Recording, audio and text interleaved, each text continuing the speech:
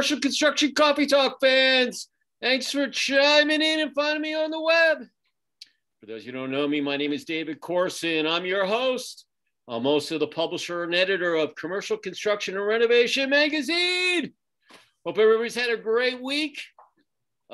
Depending on where you're at, 80% of the country is either frozen, snow, sleet, just really, really cold. I'm in Atlanta. It's been raining forever. We'll take the water. For those of you who don't know, Atlanta's built on granite. All the water runs off. So they flooded the plain above me. There's a huge lake. It's like an ocean. It's called Lake Lanier. And they flooded the plain, and I live right below the dam. So the lake is at full pool. Got a lot of rain this winter, but we're going to need it because in the summer, we have to feed downstream to Florida, Tennessee, and Alabama, and make sure all those people have water too, and all the farmers in southern Georgia. So we'll take the water when we can get it. But oh my God, I've seen so much stuff on Facebook, and people sending me. Someone emailed me today, a designer. He was doing a site visit up in Montana, and he said literally it was minus 16 degrees, and that was without the wind chill. And I told him, I said, hey, I'm a hockey guy, but I know I learned my lesson when I was traveling and doing Canada that you don't walk out of the house with wet hair in the middle of winter because it'll break. And he laughed. He came back at me. He's like, yeah, man, I don't have much hair left anyway, so I don't have to worry about that. But back in the day, I learned my lesson. I came out of Toronto. It was really, really cold. I'm like, oh my God, my hair's it's breaking because I had just gotten out of the shower. So that's my winter story with old man winter doing havoc. But for all you guys down in Texas, your power will be on hopefully soon. And I think it's going to start warming up around the country and get rid of this freaky snow. And I know I've seen some of the videos with the people crunching the snow up and it turns black and it doesn't melt and stuff. Oh God, there's just all this crazy stuff. But it was really cool to see people skiing down I-10 in Austin and all sorts of really cool stuff that was on there. People, making do without internet, power, just in general, business kind of putting a hold. So for all you guys down there in the South, Texas and New Orleans and Mississippi, where they've never seen snow, when it snows, don't go out. Don't get in your car. It's bumper cars. Stay inside. That's just my Yankee living in the South. So anyway, tonight got a great opportunity to talk to a very influential, top-notch restaurateur, podcaster, tech guru, jack of all trades. He had reached out to me and said, hey, I've been checking your podcast out and always like to reach out and see if I could be a guest someplace to spread my name and my expertise. And I said, yeah, I'd love to have you. So we want to welcome Mr. Josh Kopel, right? Hey, I said it right. Thank you. And he's his podcast is called Full Comp, and he's a Michelin-rated restaurateur. So Josh, I know he's in warm SoCal down in San Diego. Say hello to our listeners in Commercial Construction Coffee Talk. Hey guys, how are you? So excited to be here.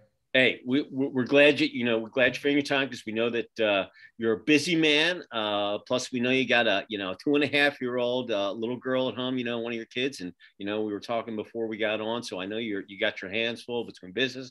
You got to go home and put your daddy hat on. And you don't know when that hat's going to come off. So, but we really appreciate you finding the time. And the reason why I wanted to have Josh on is because he is a restaurateur.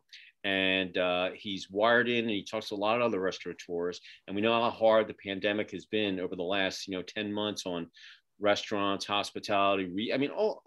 Just listen, all the sectors that I'm in, I'm from a construction standpoint, it's a little different. Josh actually lives it every day from an operation standpoint. He's going to give us kind of an insight of, just really how tough it's been on people and in general and keeping their businesses afloat to make it through this thing. So I just thought it'd be a really nice, positive idea to have him on here, so we could get a real inside look of actually someone that's living it day in and day out and talking to people all over the country of what they're going through and how they're surviving and transitioning and figuring out how they're going to, live another day to do battle. So Josh, you kind of know our template of our show, but you got to tell us your story. You got to tell us where you grew up, where you went to school, how you got into restaurants and, what you're doing now. So tell us your saga. The floor is yours. Thank you. I was born and raised in Southern Louisiana, Baton Rouge specifically. And when I was a senior in high school, they give you these aptitude tests. They tell you what you're going to do with the rest of your life. You fill out these forms. And when I filled out my form, it said with like 90% certainty that I was born for food service, which, as I'm sure you can imagine, was incredibly uninspiring. Because I mean, what does that mean? Does that mean I'm going to work at McDonald's for the rest of my life? I put it away and didn't think about it again. I got to college. I went to Louisiana State University. Go Tigers. Yeah, go Tigers. Yes. SEC. Woohoo! Yes, sir. And and while I was there, I started working in bars. And I figure. Was, yeah, I know, right? Especially like Baton Rouge is a big college town, tons of college bars. I fell in at a place called the Alligator Bayou Bar, located on Alligator Bayou Road, located on Alligator Bayou. And it was exactly how you're imagining. It was a repurposed shack on the water, on a bayou. The way I would tell people how to get there is, say you take a right off the road at the Big Gator. When the pavement becomes gravel, keep going. When the gravel becomes dirt, stop and look to your left. So it was exactly what you would think it was. I was going to say, hey, just make sure, you park your airboat in the right area. That's what I'm thinking, so. Oh my God. On Sunday nights, there are blue laws in Louisiana. So nobody was able to buy booze at a bar on Sunday nights. And so we were packed because we were the first stop in Jefferson Parish. So it was the first place you could grab a drink on a Sunday night. Oh, there you go. And at 2:00 in the morning, there would be tow trucks lined up outside for everybody that got in their car and drove directly into the bayou. So it was a great testing ground. It was a great learning ground, introduction to hospitality, and I fell in love with it. And as it turns out, I guess there's something to those aptitude tests, because what I realized and was able to articulate at a much older age is that I have a servant's heart. I like to take care of people. And that has been the great through line of my life. It has led me through multiple tiers of dining. I owned a dive bar in Hollywood for a decade, fine dining Michelin-rated restaurant for almost a decade, a fast casual concept. And now I'm into hospitality tech. And through it all, the central focus has always been about serving people. And that's what leads to this conversation today. So tell us a little about some of the, your bar and your restaurants that after you left LSU, you went out to SoCal, and tell us kind of what kind of restaurant, even though you were generic there, tell us about, what your menu was and your so forth. Absolutely. So I moved out to Los Angeles. I turned to my grandmother and I said, I'll be back in 6 months. I had just turned 21 years old, was a recent college graduate. And the plan was I was going to go out to Los Angeles, find some new, incredible, amazing, forward-thinking idea and bring it back to Baton Rouge and capitalize on it and seem like a genius. So I go out there. 6 months later, I like it. I like the weather. I decided to stay for a while longer. The whole time I'm looking for this amazing concept. And I never found it. Shockingly, what I found was what I experienced growing up in Louisiana was something worth bringing out to Los Angeles. And so I started running nightclubs in Hollywood in the early 2000s, went through that whole celebrity paparazzi era. And then in 2010, I opened a bar called 504 in Hollywood, which is the area code for New Orleans. And it was when I bought it, it was just a four-walled restaurant. And I turned to the contractor and I said, rip it apart. If the best real estate in any restaurant in Southern California is the patio, make the whole thing a patio. It was my first entree into commercial construction. Demolition's my favorite part. Come on. Oh, yeah. They did a great job with it. Tore down to the bones. It was 900 usable square feet and the whole thing was patio. It was a hit out the gate. And I would attribute that to that timing, great timing in terms of like opening a dive bar at the peak of a recession, when everyone else was running expensive nightclubs with long lines. We were a great value choice. We were culture focused, community centric, and it worked really well. And so for my sophomore effort, rather than open another dive bar in a different area, I decided to choose another tier of dining and dip my toe into the water of fine dining, thinking, how hard could that possibly be? Oh, no. That right. I occupied a 100-year-old building. We spent about a year building it out, dropped a couple of million into it, and opened Pru and Proper, which was the culmination of all of my dreams. What I wanted to have the preeminent Southern house on the West Coast. I wanted to elevate Southern food to a delicacy. I wanted people to try all of the food that I grew up with, but in a very elevated way. And it resonated. It resonated with the neighborhood. It resonated with the larger audience in Los Angeles.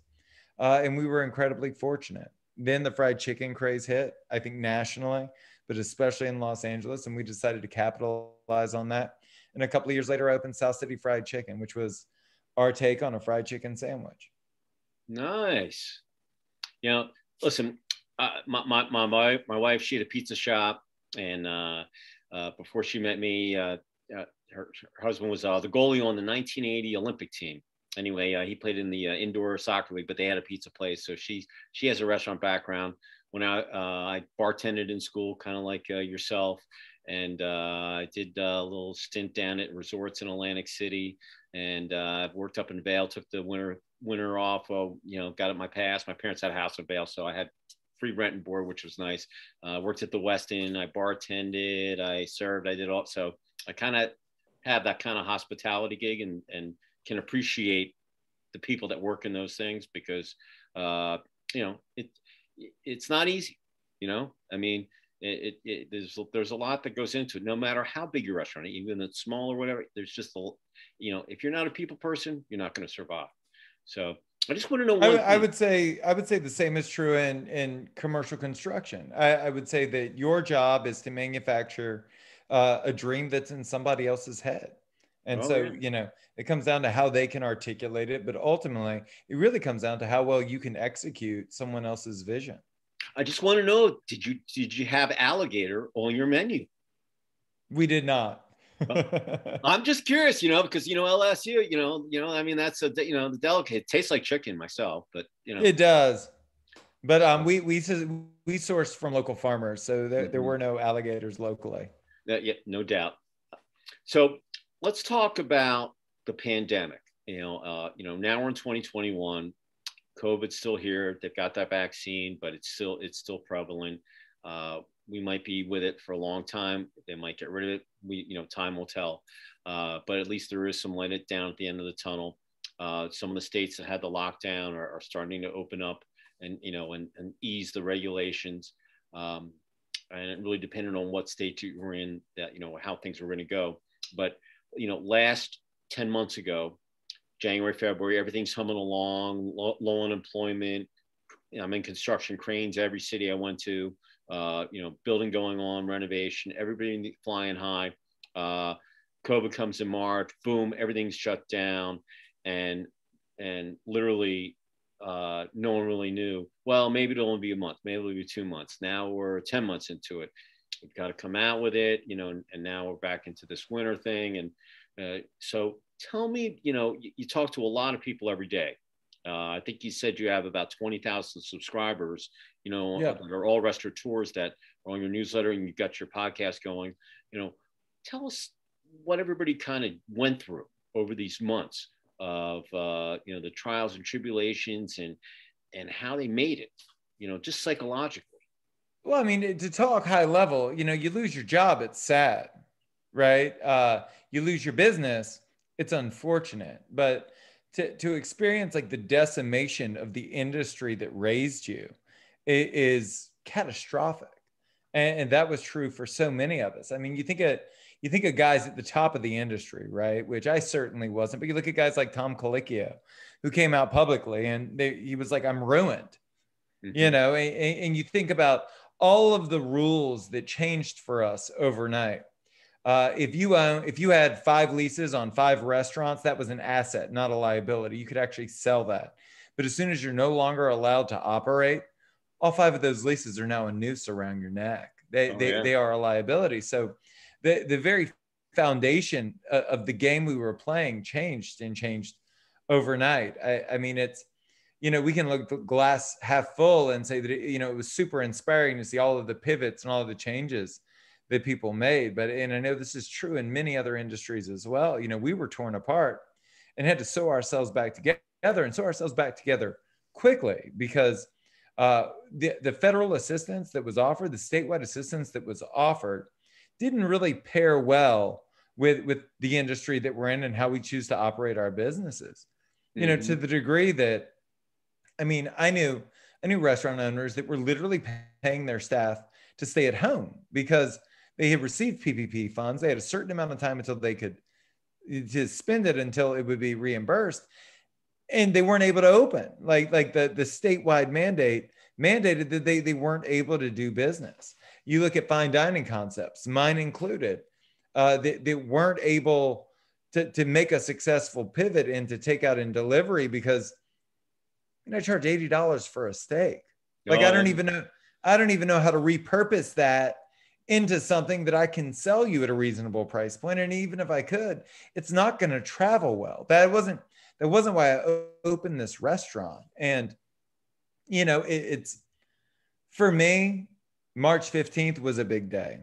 It was the day that I closed the restaurant and filed for unemployment for the first time in my life at 40 years old with a wife and a 2-year-old daughter.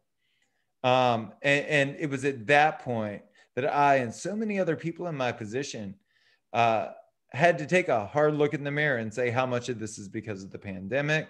How much of this is because of the way I chose to run my business? And what does the future look like for me, for my business, for my industry? And I think that the realizations that came out of that pause, we'll call it, I think affect many other industries, especially commercial construction. Listen, my son, he was a waiter at he just graduated from FAA mechanic school. He's studying to take his A&P license here in a couple of months, but he was working on the weekends, bringing in, really good money, tip wise. The guy that owned it, he had 3 Mexican restaurants. He actually has the patent on the beer taps that you can put it like the tables to get the sampled glasses anyway. But he shut down and they laid him off. And with the PPP, it was actually better for him to take unemployment than it was to go back and work because, sure, all they were doing was he was doing some catering deliveries. But really, I said, don't let that do it. Just look, the government made it so tough. They were paying people to stay at home. And, the government, listen, they have good things, but normally when they stick their hand, because most of the people in the government have never run a business or cut a payroll check. They don't even understand about running a budget or being in the black because they have a printing press and they can always print money. So it's kind of a crazy thing, but I told him, Stan, listen, just take the money. And when it comes back, you can decide what you want to do. And he hasn't gone back. But before that, he was loving it, and he was starting to bar back, and then he was going to turn 21 this past summer, and maybe start to bartend. And so, but just like yourself, saw so many people, so many brands. Just think of like some of the buffet companies that were out there, and then because of COVID, you can't have people sticking their hands in buffets. They all had to shut down or have to get redesigned. And some of that shit's never coming back. Oh, no. I don't know about you, but yeah, I don't know if I'll be eating at a buffet anytime soon. No, it's not. And the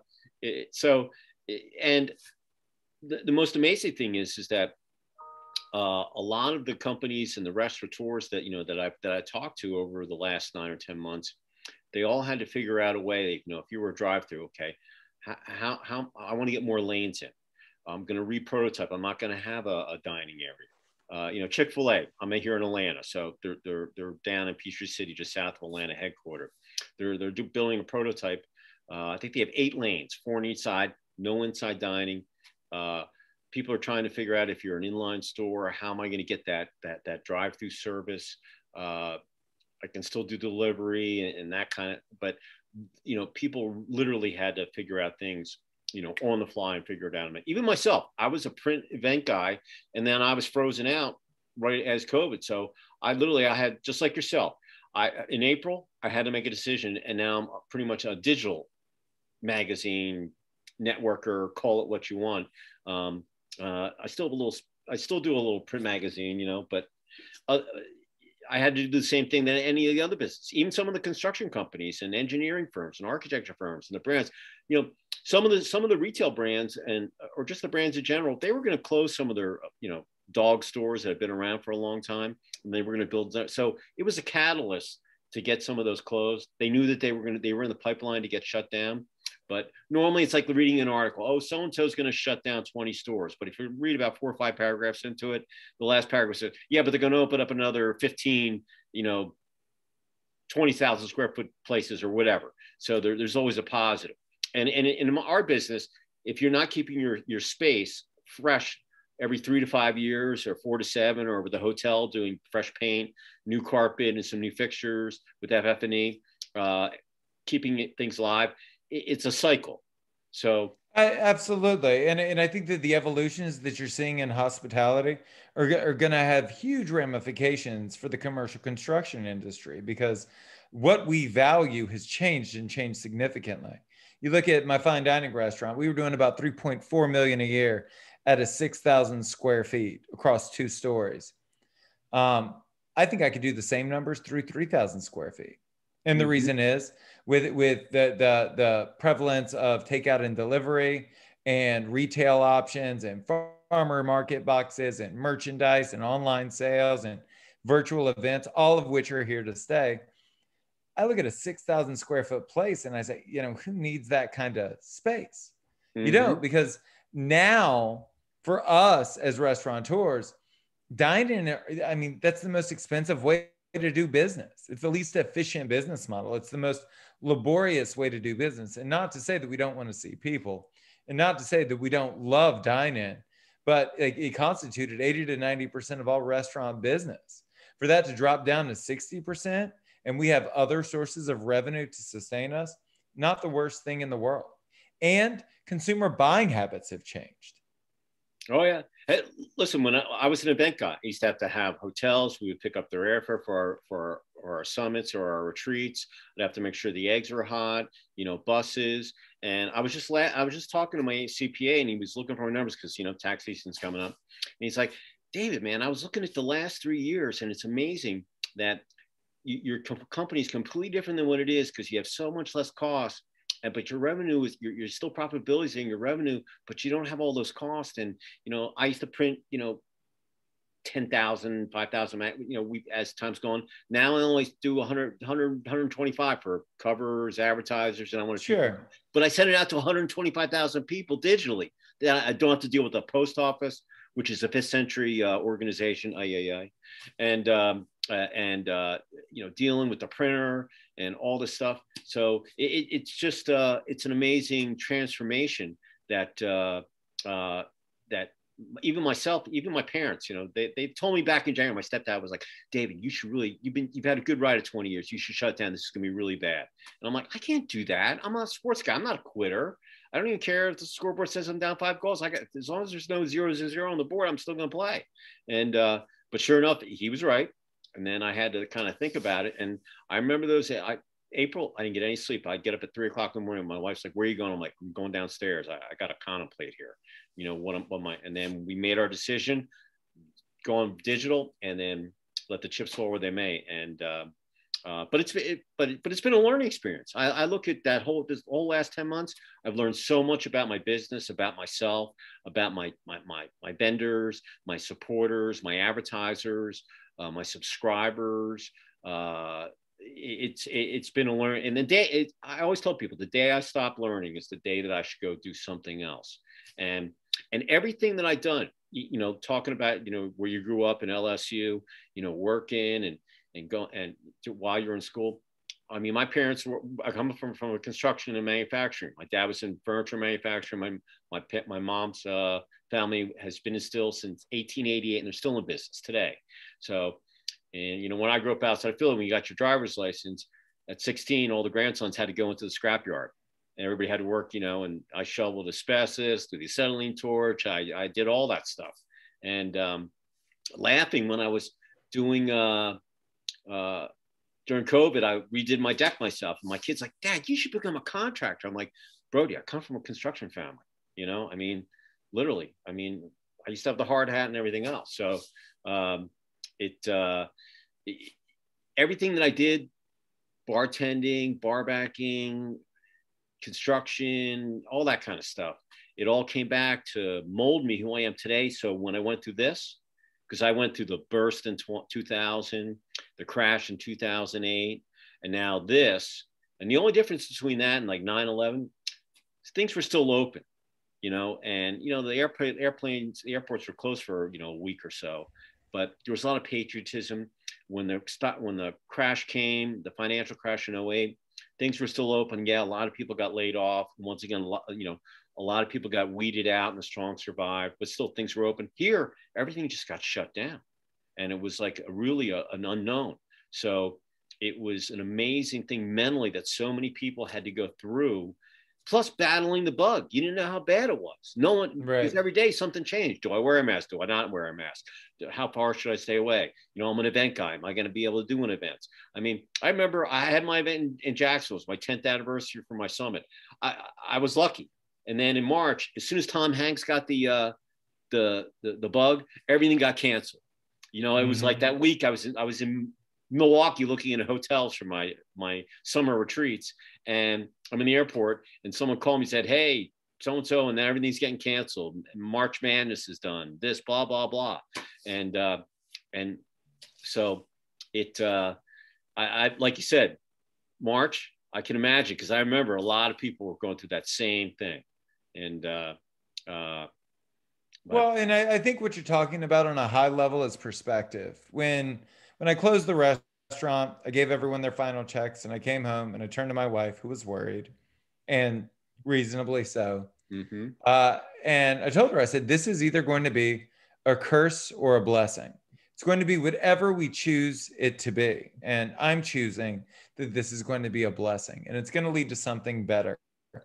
And it did.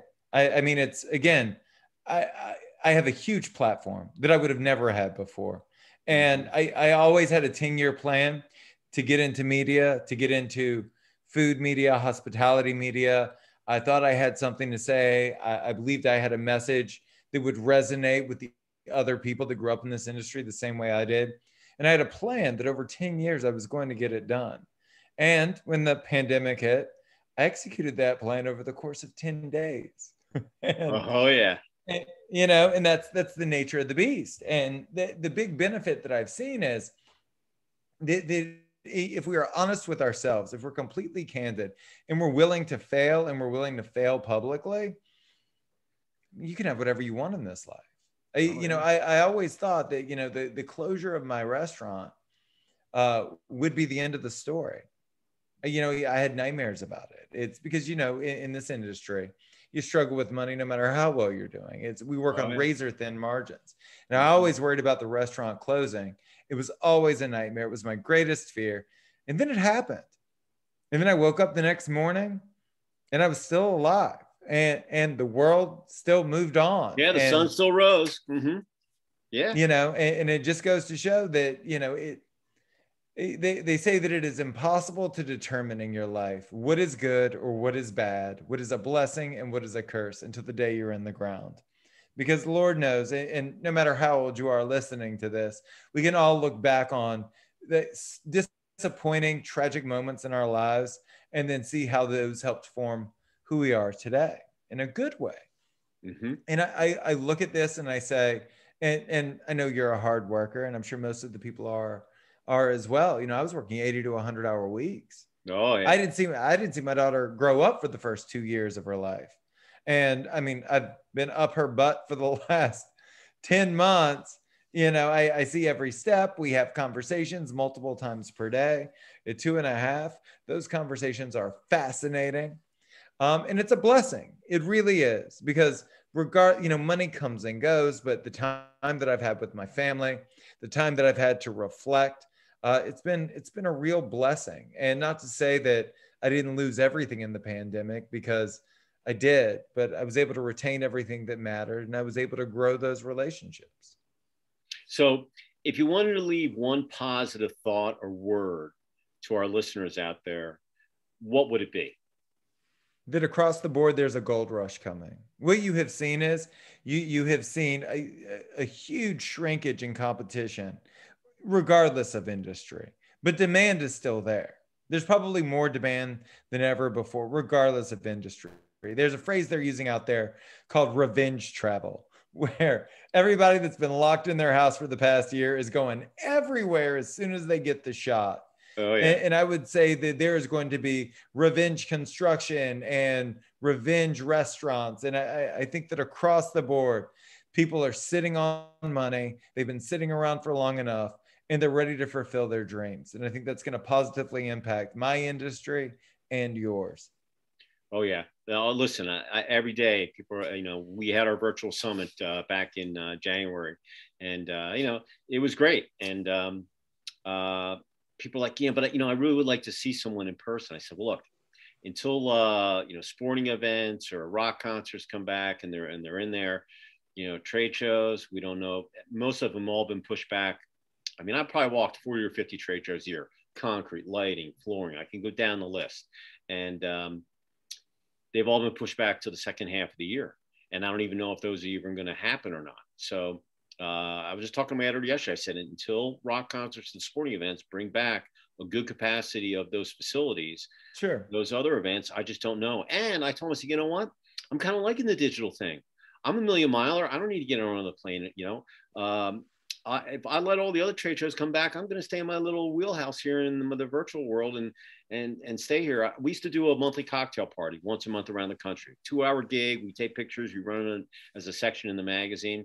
I miss those things because we do cool things. We do events, we do cornhole, we do darts, we would do an activity and then, end up at the bar. And I miss that, but all the other stuff with the events and making sure the eggs are hot and and snowstorms knocking out the flights and this, because I did my big event in January, and so those things I don't miss, right. And my wife's like, God, you're not stressed. I'm like, no, I'm just have to worry about the internet coming up because I need Zoom to do this stuff, but other than that, yeah. So I feel I'm totally with you there. It's I tell people, you're not going to recognize restaurants, retail, just in general. Everything's going to look different 5 years from now. It just will. You won't recognize it, and it's going to look better and bigger. I mean, at the end of the year, you'll look back and say, "Wow, it's been an exciting." Shoot, we're almost towards the third week in February, and at the end of the month, and it's only 2 months into this year, and so much has happened in the last 45, 50 days. It's unbelievable. So, to me, I just, I live one day at a time and, give it up and get up the next day and do it all over again. So, and God willing, I could get up. So there you go. So Josh, if someone wants to, reach out to you or connect with you, how would they do that? I'm easy to find. You go to joshkopel.com. That's JOSHKOPEL.com. And if they wanted to find your podcast, your newsletter, tell us about that. Absolutely. I have 2 podcasts running. I have the Full Comp podcast, and then I also have Restaurant Marketing School. And I also have a weekly newsletter that goes out to 20,000 restaurant owners and operators called the Pineapple Post. You can find that at pineapplepost.news. Yep. I know I subscribe. So if you're a restaurateur, you just want to learn about the restaurant industry, subscribe. You might find some good little nuggets in there, just like yourself. If you're not a subscriber with me, you can go to my website at ccr-mag.com. Up on the toolbar, I have a little subscribe button. Hit it. We'll get you on our digital list. If you ever have an article, I do print the magazine, so you get a hard copy still. I'm always looking for stories. Just like if Josh has something cool, he's going to reopen again. It's like playing the lottery. If you don't buy a ticket, you can't win the big bucks. If you don't send me something, I can't find a place to put it, whether it's, social media, Facebook, maybe something will happen in the magazine. You just never know, but you got to send me something so I can look at it. and we'll find a spot for it. So we look at everything. Trust me. So, well, Josh, I know your daughter's probably going to want to see you. So, yeah. We're going to let you go. We appreciate you out in SoCal. Enjoy the nice warm weather for all those people out here. I've got my heavy sweatshirt on. I got my heater, keep me warm here in my office. Enjoy the rest of the week. Myself, it's lacrosse season now. So I think we're playing University of Denver Pioneers are playing Marquette. I know it's going to be cold up in Milwaukee on Saturday, but I'll be watching it on the web at noon. And hopefully we beat Air Force last weekend. So it's division play, and hopefully we'll keep our winning ways and make it into the big dance. And my wife's great. She's like, "Oh, it's Saturday. What time is the game?" I know he's going to be watching it. So same with my kid. And they're like, I'm yelling at your laptop, and they're like, they can't hear you. I'm like, I know. You've been telling me that for years, but I have to do it. So, well, Josh, thank you so much to all our commercial construction coffee talk and subscribers out there. Thank you for being valued supporter of ours and finding us on the web and chiming in each week. You can find us up on Spotify, Google, and Apple. That's where they are. I also stream these up on my website and on social media. So we'll post this one next week. And everybody, have a great weekend coming up. Let's finish out February on a positive note. Spring will be here before you know it for a lot of us. And Josh, he's in SoCal, so he's living the dream in paradise. And everybody stay positive. We're all going to get through this. And at the end of the year, you're going to look back and say 2020, man, that was a pretty good year. So keep the faith, stay positive, and keep the blinders on, and just, never, ever, ever give up. All right. So Josh, thank you so much. Say goodnight from SoCal up in San Diego. Have a good night, guys. I'll see you on the other side of this.